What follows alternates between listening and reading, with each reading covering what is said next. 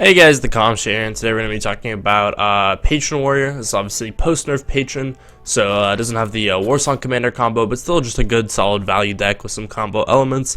And then the cool part about the version I'm playing is that it plays at least Starseeker, because with cards like Battle Rage, Slam, Acolyte with various Whirlwind effects, you go through your deck really fast, and so aggro you tend to beat anyway with like Deathbite and Armor Smiths and stuff like that.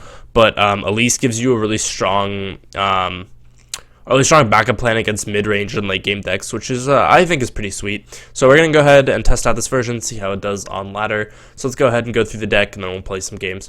So we have 2 times Inner Rage. So we want to play this in most versions because it speeds up our combo. Because you can go turn 4 Deathspite, turn 5 Grim Patron plus Inner Rage, and make 4 patrons after popping the Deathspite. It also just synergizes with a lot of cards in our deck, like Acolyte of Pain, Frothing Berserker, anything that cares about having damage dealt to it or damage being dealt. It can help us trade, it can ping off 1 health minions, it can enable executes, and it also enrages Grom for free. So sometimes they might not expect Grom to come in for 12 damage on turn 8, and sometimes you'll have that and be able to get lethal off them that way.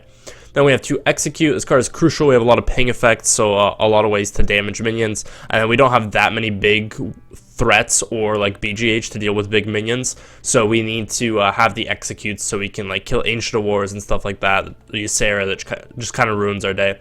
2 Whirlwind, of course, because it helps us make more Grim Patrons. Again, synergizes with Acolyte of Pain, Frothing, Armor Smith, stuff like that. 1 Finley. So Finley's really good in this deck because Armor Up doesn't really do anything for you. Like, sure, it's fine in aggressive matchups because you get some armor, even though Armor Smith already does that a lot for you. But armor isn't going to help if you're losing on board anyway. So while like armor helps some of the time, a large portion of the time you'd rather have another hero power. Life Tap's pretty good. If you don't have the Battle Rages, you can draw more cards. Token Makers are fine just because it clogs up the board. But the best one by far for you is Mage Hero Power, because it's a ping, right?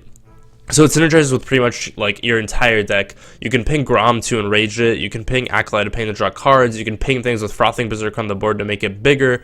You can ping your own patrons to make more patrons. You can ping yourself when you're at 30 so that you can Battle Rage for more, draw more cards, so that draws you an extra card. And you can of course ping your opponent's minions to trade, or ping your opponent's face to try to get lethal. So pretty powerful there. So that's why we're playing the Finley.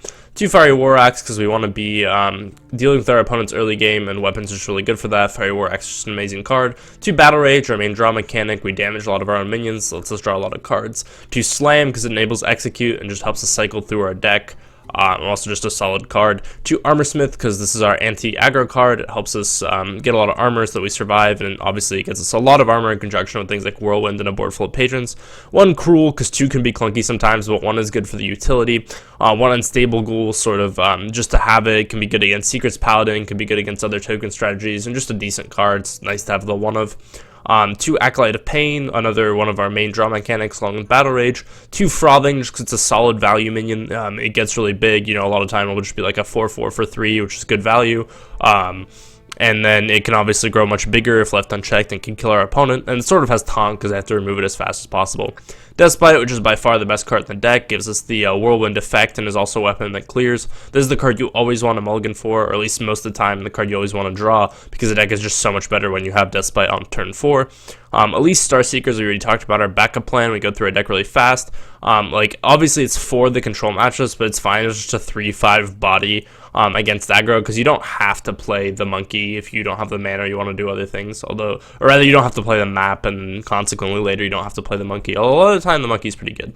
And we have 1 Pilot Shredder because we took out our other 4-drop creature for Elise. We don't want to make our curve too clunky on 4. Want to curve out pretty well. So normally this would be 2 Shredder or 2 Core Chron Elite, and you might play Leroy also, but we're just playing 1 Elise, 1 Shredder, just a solid value minion, best 4-drop in the game. Playing that. 2 Patron, because this is, what the deck does. It makes lots of Grim Patrons. A lot of decks just can't beat that right now, like Druid and Secret Pally, stuff like that. So, Secret Pally can overwhelm you on board, and Druid can combo you out, obviously. But if you get an early Patron combo against either of those decks, you're pretty good to go. So 2 of those, obviously, because we want to draw them, we want to combo off. 1 Lothep to stop Freeze Mage and other shenanigans the turn after or before we combo, or just solid 5/5 minion that also can hinder our opponent somewhat. Dr. Boom, just because it's the best 7-drop in the game right now. It's really solid, provides us a little bit of late game value without the Elise. And then Grom, of course, as our sort of burst finish along with the rest of the deck, and also just again a really good minion. So that's the deck. Let's go ahead and play some ladder games.